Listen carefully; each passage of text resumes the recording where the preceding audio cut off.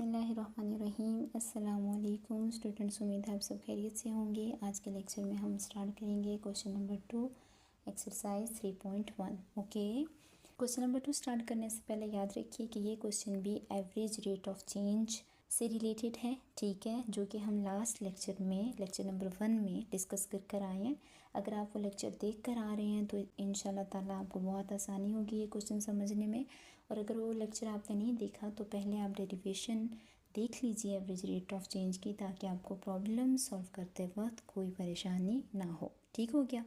तो चलिए आए क्वेश्चन नंबर 2 की जाने बढ़ते हैं और क्वेश्चन नंबर 2 में देखते हैं कि हमें क्या फाइंड करने को कहा गया है। ओके, यहाँ पे देखिए, use definition for the rate of change to find out average rate of change over the specified interval for the following function. Okay, यहाँ पर भी आपको average rate of change find करना है। ठीक हो गया?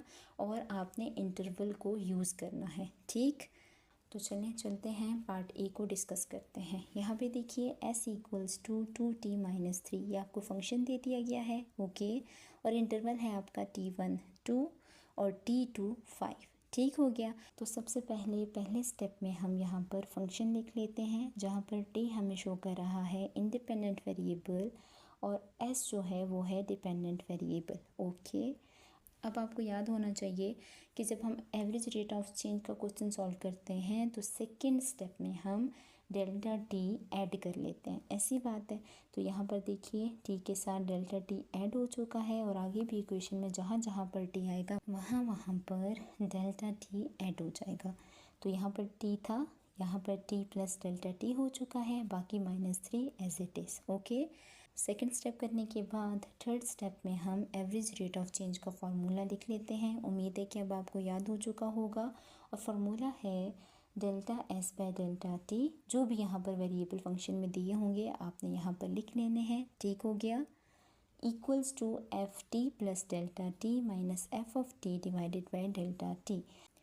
अब इस F T plus delta T में ये वाली वैल्यू डालेंगे जो कि अभी हम फाइंड करके आए। ओके, तो क्या वैल्यू है 2 bracket T plus delta T -3। तो देखिए यहाँ पे पुट हो चुकी है माइनस एज इट इज़।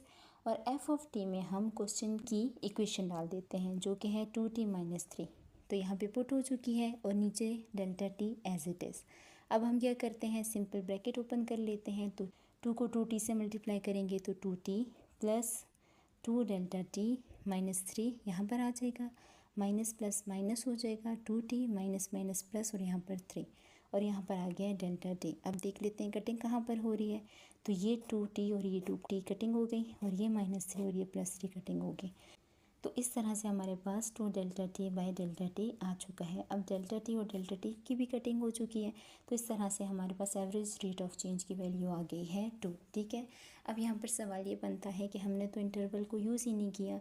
तो याद रखिए स्टूडेंट्स कि अगर यहाँ पर डेल्टा टी बाकी रहता तो सबसे पहले डेल्टा टी की वैल्यू फाइंड करते हैं इंटरवल को यूज़ करके और अगेन इक्वेशन में पुट करके हम एवरेज रेट ऑफ चेंज ले आते। क्योंकि यहाँ पर डेल्टा टी कटिंग हो गई है, इस वजह से सिर्फ 2 जो है वो आंसर आ चुका है एवरेज रेट ऑफ चेंज का। ओके, समझ आ गई है? ठीक, अब हम चलते हैं क्वेश्चन नंबर 2 की जानिब। ओके, अब हम डिस्कस कर लेते हैं क्वेश्चन नंबर 2 पार्ट बी, जिसमें हमें फंक्शन दे दिया गया है y की फॉर्म में, y equals to x² - 6x + 8 और जहाँ पर इंटरवल हमारे पास है x1 3 और x2 3.1। ठीक, और y को हम f ऑफ x की फॉर्म में लिख सकते हैं। तो यहाँ पे देखिए लिख लिया गया है। ठीक हो गया? सेकंड स्टेप क्या होता है एवरेज रेट ऑफ चेंज का, कि आप डेल्टा x को ऐड कर देते हैं जहाँ जहाँ पर भी आपको x इक्वेशन में दिखेगा। तो यहाँ पे दिख रहा है तो x प्लस डेल्टा x हो गया, यहाँ पर भी x प्लस डेल्टा x हो जाएगा और यहाँ पर भी x प्लस डेल्टा x हो जाएगा, बाकी 8 अपनी जगह पर। ठीक हो गया? अब यहाँ पर अगर आप गौर करें तो x प्लस डेल्टा x का स्क्वायर यानी a प्लस b का स्क्वायर ओपन हो रहा है। तो पहले हम फार्मूला ओपन कर लेते हैं, ए स्क्वायर प्लस 2ab यानी कि x a delta x b plus b square. ठीक, अब ये वाला ब्रैकेट हम ओपन करते हैं, -6 को जब x के साथ मल्टीप्लाई करेंगे तो -6x minus plus minus and 6 delta x। ठीक, प्लस 8 एज इट इज़। अब ब्रैकेट ओपन कर लेते हैं, x² plus 2x delta x आ जाएगा plus delta x² -6x as it is minus delta x अपनी जगह पर प्लस 8 अपनी जगह पर। ये वैल्यू आ चुकी है f(x) प्लस डेल्टा x की, देख रहे हैं। ओके, सेकंड स्टेप करने के बाद हम क्या करते हैं, हम एवरेज रेट ऑफ चेंज का फार्मूला लिख लेते हैं। तो एवरेज रेट ऑफ चेंज का फार्मूला क्या है, delta y by delta x f(x) plus delta x minus f(x) divided by delta x। यहाँ पर ये वाली वैल्यू जो फाइंड की थी वो आ जाएगी। ठीक हो गया, लिख ली माइनस अपनी जगह पर, और ये f(x) बेसिकली हमारी क्वेश्चन में गिवन इक्वेशन को शो करता है। तो हम यहाँ पर क्वेश्चन की इक्वेशन डाल देते हैं, ठीक, और डेल्टा x अपनी जगह पर। अब यहाँ पर ये वाला ब्रैकेट ओपन करते हैं, तो x² अपनी जगह पर, 2x डेल्टा x यहाँ पर, delta x² minus 6x minus 6 delta x plus 8। Okay, minus plus minus हो जाएगा, x² अपनी जगह पर, ठीक, माइनस माइनस प्लस और 6x आ जाएगा, एंड माइनस प्लस माइनस और यहाँ पर 8 आ जाएगा। ठीक हो गया। अब हम यहाँ पर देखते हैं कि क्या क्या चीज़ कट रही है। ठीक हो गया, तो यहाँ पर देखिए 6x और 6x कट गया, ठीक, x² और x² की कटिंग हो गई, 8 और 8 की कटिंग होगी। ऐसी बात है, तो हमें बाकी चीज़ें कौन सी दिख रही हैं, एक डेल्टा x² यहाँ पर आ चुका है, 2x डेल्टा x यहाँ पर आ चुका है, माइनस 6 डेल्टा x यहाँ पर आ चुका है, और डेल्टा x डिवीजन में एज इट इज़। ओके, अब यहाँ पर अगर आप ओवर करें तो आपको डेल्टा x तीन की तीन वैल्यूज़ में दिख रहा है, तो आप कॉमन ले लेंगे। ओके, यहाँ पर आ गया डेल्टा x, अंदर क्या बचा, delta x plus 2x minus 6। Okay, delta x और डेल्टा x की कटिंग हो जाएगी, तो यहाँ पर आपके पास delta y by delta x की वैल्यू आ जाएगी delta x plus 2x minus 6। अब यहाँ पर देख रहे हैं आपको डेल्टा x दिख रहा है, इसका मतलब तो ये हुआ कि अभी हमारे पास एवरेज रेट ऑफ चेंज की तो वैल्यू ही नहीं आई। हमें उसके लिए यहाँ पर x की वैल्यू और यहाँ पर डेल्टा x की वैल्यू फाइंड करनी पड़ेगी। ठीक हो गया, अब हम इंटरवल को यूज़ करेंगे और डेल्टा x की वैल्यू को फाइंड करेंगे। ओके, तो चलेंगे फाइंड करते हैं। यहाँ पे देखिए डेल्टा x को फाइंड करने का आपको फार्मूला याद होगा, वो होता है x2 माइनस x1। दोनों इंटरवल क्वेश्चन में गिवन थे, एक था 3.1 एक था 3। 3.1 में से 3 को माइनस करेंगे, 0.1 is the value of delta x। अब ये वाली डेल्टा x की वैल्यू हम इस इक्वेशन में डालते हैं ताकि हमारे पास एवरेज रेट ऑफ चेंज की वैल्यू आ जाए। ठीक हो गया, यहाँ पे देखिए डेल्टा x की वैल्यू डाली 0.1 प्लस 2 आ गया, यहाँ पर हमारे पास x की वैल्यू है 3, x1 याद रखिए, यहाँ पे x1 डलेगा, 3 आ चुकी है, माइनस अपनी जगह पर 6 अपनी जगह पर। ठीक हो गया, 2 3 ज़ा 6 होगा, ये वाला 6 और ये वाला 6 कैंसिल हो जाएगा, तो 0.1 जो है वो वैल्यू है एवरेज रेट ऑफ चेंज की। इस तरह से हम क्वेश्चन नंबर 2 पार्ट बी को सॉल्व करेंगे। उम्मीद है आपको अच्छे से समझ आ चुकी होगी।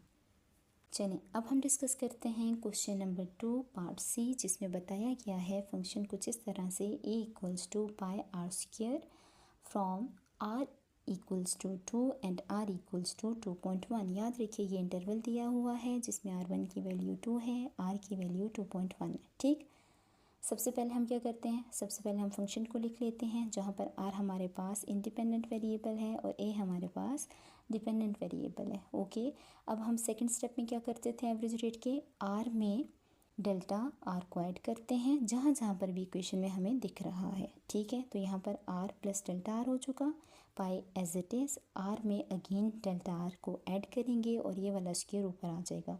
तो यहाँ पे फार्मूला बन रहा है a प्लस बी का होल स्क्वायर, जिसका फार्मूला होता है a square plus B square plus 2ab। a याद रखिए r है, b याद रखिए डेल्टा r है। ओके, फार्मूला ओपन करेंगे और सिंपल पाई के साथ मल्टीप्लाई करा देंगे, तो pi are square pi delta r square आ जाएगा, फिर plus plus plus pi 2r delta r। देख रहे हैं ये वैल्यूज़ हैं a bracket r plus delta r की। सेकंड स्टेप सॉल्व करने के बाद हम आ जाते हैं थर्ड स्टेप में, जहाँ पर हम एवरेज रेट ऑफ चेंज का फार्मूला लिखते हैं।